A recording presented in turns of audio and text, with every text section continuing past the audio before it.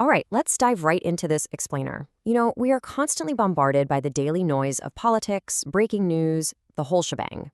But what happens when we step back, like way back, and look at the grand mathematical sweep of history? So, on July 4th, 2026, the United States is going to celebrate its 250th birthday. For any of us, 2.5 centuries feels like, well, an eternity, right? But in the wider sweep of history, it's actually a very specific, almost magical number. Today, we're looking at objective data and some pretty wild historical parallels to see if the lifespan of an empire is actually predetermined. We're going to see exactly what the data tells us about where America is heading right now. Here's how we're going to unpack all of this. First, the 250-year empire cycle. Second, tracking America since 1776. Third, 5 converging crisis metrics. Fourth, echoes of historical empires. And finally, what does the future hold?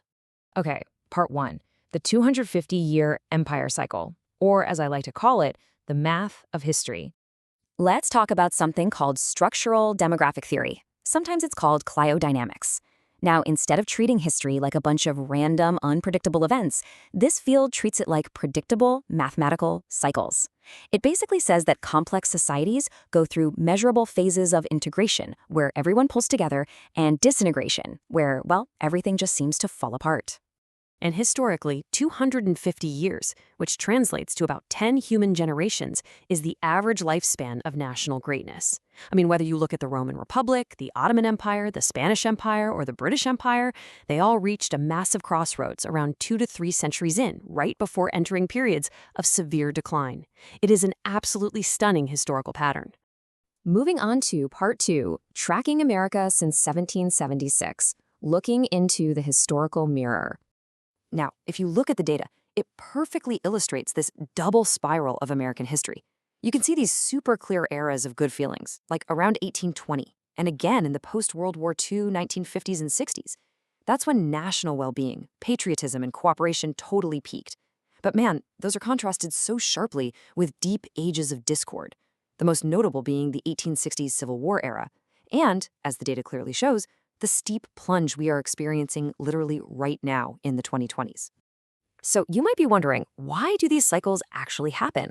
Well, in layman's terms, a growing gap between labor supply and demand historically pushes down everyday wages.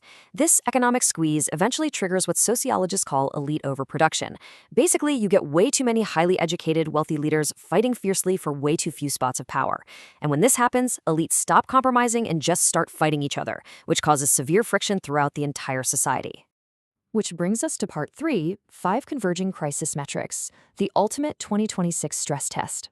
Because by 2026, the US isn't just facing one isolated problem. It's actually confronting 5 massive converging historical challenges all at once.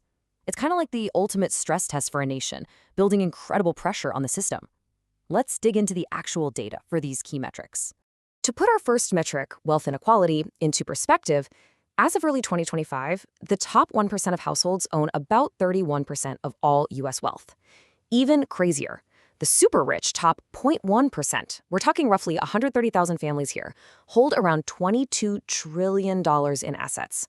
That is literally comparable to the combined wealth of the bottom 80% of all Americans. At the exact same time, our second metric, social cohesion, is flashing a major warning sign.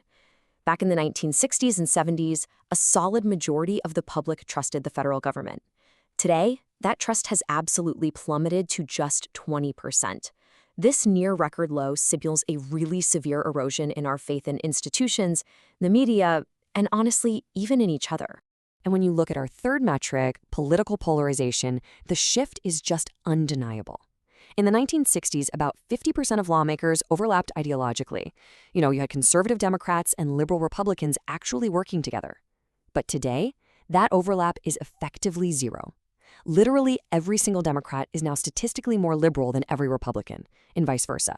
This kind of hyper-partisanship is historically unprecedented for an advanced, stable democracy. I mean, with party line voting rates nearing 100%, it indicates there's virtually no cross-party cooperation happening at all. And historically, when elites completely lose the ability to compromise, the whole system just begins to lock up. Now, compounding these social and political fractures are structural economic realities, our fourth and fifth metrics. Historian Paul Kennedy calls this the upward spiral.